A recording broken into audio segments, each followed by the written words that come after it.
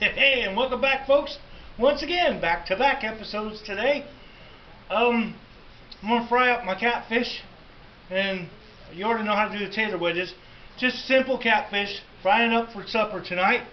And what we have here is 4 nice fat fillets of catfish that I've thawed out in the sink there.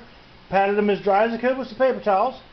There's the tater wedges. I already showed you that episode. You can see that later. I've got my cornmeal here, like see. This here cornmeal, right, child? See that? That's cornmeal. I've got black pepper, salt, onion powder, paprika, cayenne pepper, and red chili flakes mixed up with this cornmeal right here in the bag. Simple, simple. I got my oil preheated to 375. Right, that's oil preheated. I got a catcher plate with some paper towel on it. So basically, all there is to this, I'm going to put a couple of these fillets in here, in the bag, and shake them around real good. Get them all nicely coated up, like that. Coat these up like that down. Yoink! Out of the bag they come. You can see what I'm doing, kind of, yeah. Kind of what I'm doing, yeah. Out of the bag they go. Shake off the excess here. Look at that. Into the oil you go. Okay, get your other fillet. My fryer will only fit 2 at a time. And into the oil you go. Shake off the excess, make sure they're not stuck down, and they aren't. Then we take our other 2 fillets. They're going to go in the bag, just like so. Boink! And of course, as you know, they're going to get shook up like this and get a nice coating. Cornmeal, seasoned cornmeal. Just like that, right? So these are going to go, I don't know, a few minutes here. I would say maybe 3 or 4 minutes. It's just fish fillets. It's not like it's super, super like thick or chicken or something. It's just fish. We're not going to go until I feel like they're nice and crisp and crunchy. Look at them looking good too. Look at this. Look at these fish that's frying away in here. Beauty, eh? We want to let them get nice and golden. A little bit more golden-y color to them. Nothing to this at all, folks. It's really good stuff. Just your basic cornmeal, seasoned cornmeal catfish fry. Or you could do bluegill, any kind of fish you want.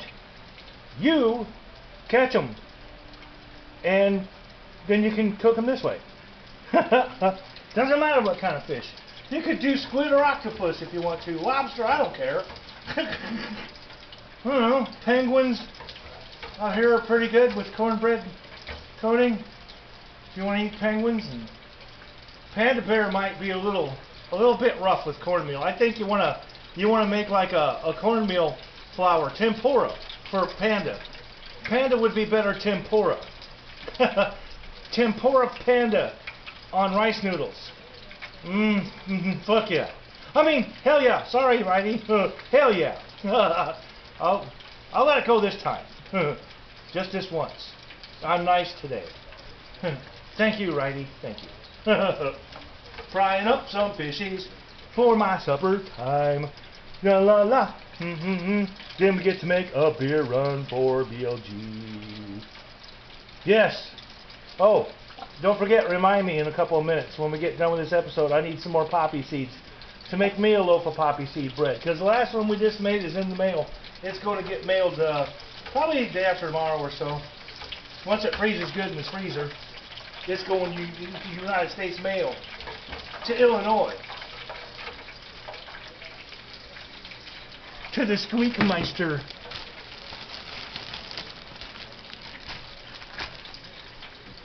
And she better share it with Carl the dog, too. Carl the dog can have some. Dumbass cannot. Not allowed to eat my food. Good. He's not allowed to have any. You hear me, Squeak? You and Carl. That's it.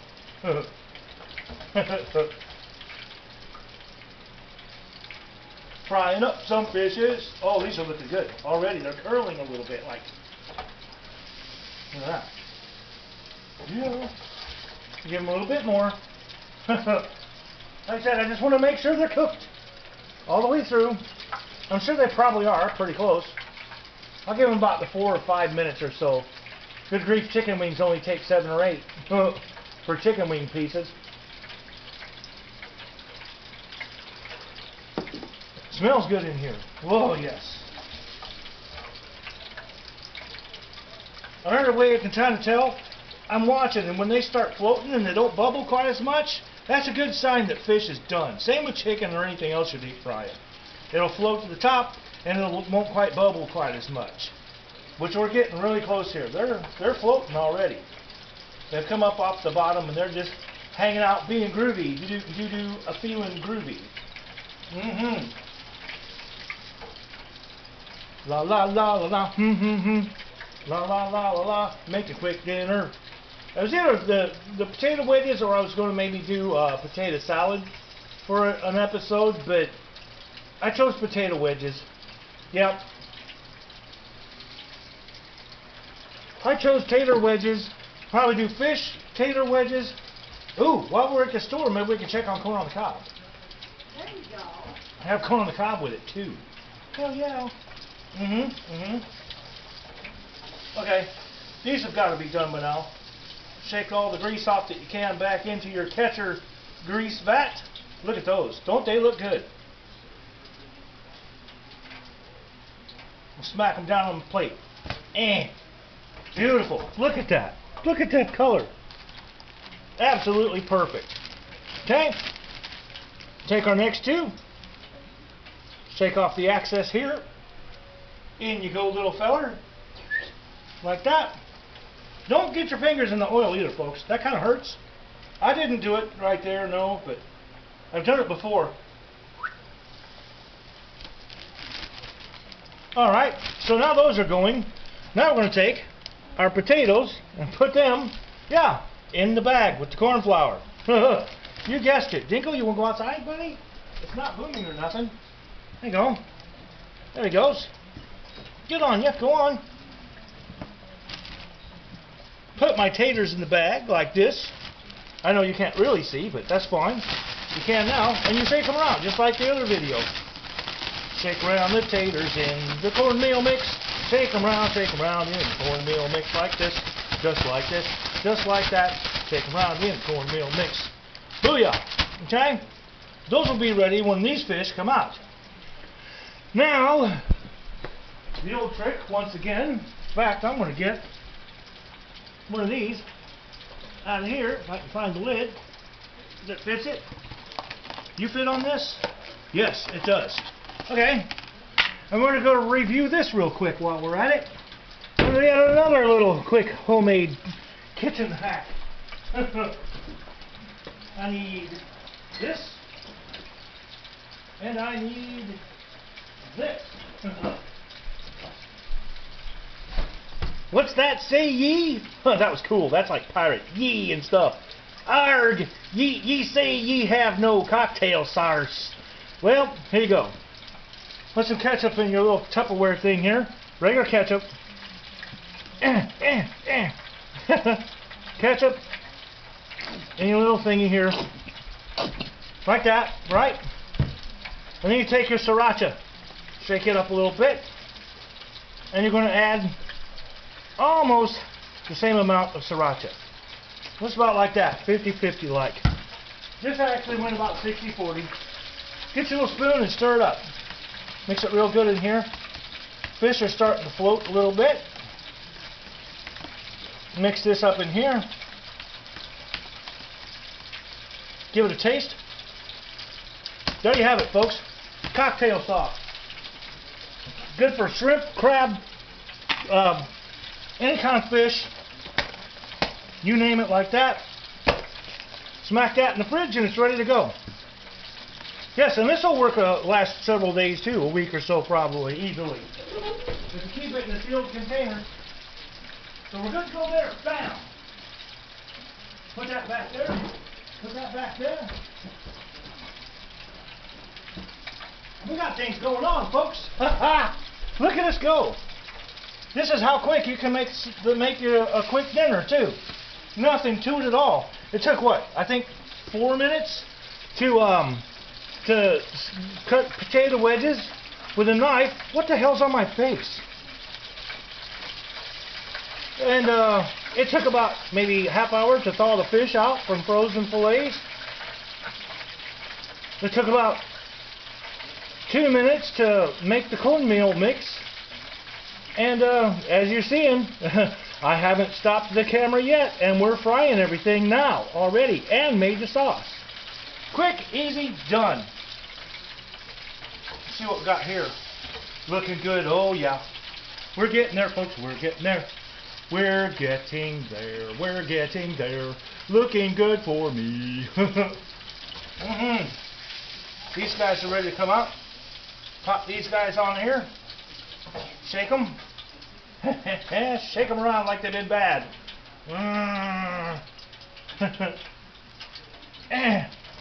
There we go. Right. There's our beautiful catfish fillets, baby. Look at them bad boys. Look at that right down. You want you some of those. Now we switch out the catfish fillets. Put them over here. I'm going to switch that over to this. Right here, this will have to be done in batches. The potatoes. Shake off some potatoes. Just kind of ease them in. One here, one there. You don't want to stick them together. Just kind of here and there. Put a few in the basket there. And notice I don't have the basket up. That's because everything will stick to the bottom of your basket. I'm just cold dropping these bad boys. And that's the way they work the best. I think I got room for about one more of these in here like that. And we'll do that batch. These will take a while. Probably, I would say about 6-7 minutes. Till these all get done, they'll start floating. See, they look like this now. When they're not floating, they look kind of like that. See? There you go. But they'll start floating to the top as they start cooking, see? So, this is where I'm going to pause for a little bit. And you've already got the episode. It's homemade potato wedges, I believe. It's back a little ways. Just look for it, and you can see better how to do this. But I'm going to finish frying these little bad boys and set them side by side for a final go through. And you can see how easy. Look at this. I'm not even working up a sweat. Look at this. Well, I sort of am up here under my hat line, but not even difficult to do, people. It's really good and it's really easy. You can use catfish nuggets, which we usually use. We couldn't find any. And we haven't caught any fish worth keeping yet while we're on our fishing excursions, if we even catch fish. So, we just found catfish fillets. That worked for me. So, I'll see you guys after I get these tater wedges cooked up. Do a little side by side. Look at that kind of a picture. See you in a few. Well, there you have it, folks. Fried catfish. Tater wedges. Look at that combo, huh? I even made them fancy plates. I made them look fancy for you. Me and Lefty did that. BLG was like in the bathroom taking a poop. And me and Lefty like manned the fryer and finished laying these out real nice. I appreciate that too, guys. Well, you're welcome, BLG. You're welcome. Gotta help an old crotchety bastard out once in a while, you know.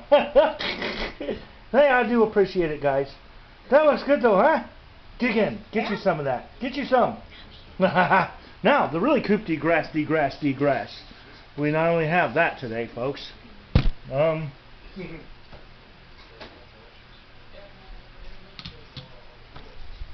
Not to beat a dead horse, but there you go. That's all three items cooked in today's cooking sessions. Last episode, the lemon poppy seed bread, which, like I said, is not mine. That's going in the mail. Tater wedges and catfish are definitely mine. Have fun in the kitchen. You can kill a whole day and not even realize the time is flying because you're having fun. They say that, and it's true. Yeah, time's fun when you're flying. No, it's not. Flying is bad. Planes come down the...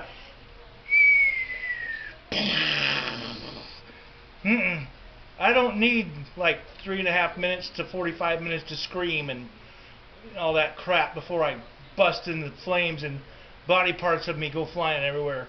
No thanks. I'll keep my change in my pocket and my limbs where they belong. Thank you very much. A bike or a car, yeah. A sleeping accident, something like that would be much better for croaking for old BLG. But anyways, I hope you enjoyed this episode. I'm debating on even doing another episode. I don't know yet. But hope you enjoyed this episode of today's episodes. And I guess we'll be seeing you back here the next exciting episode of Hands On with BLG. For Hands On with BLG, for BLG, I am BLG. Say that one 3 times. I am Lefty. I am Righty. Goodbye, everybody. Have a good day. We're making a beer run pretty quick. Hands On with BLG. You never know what you will see. Oh, yes sirree. Hands On with BLG. Stick around.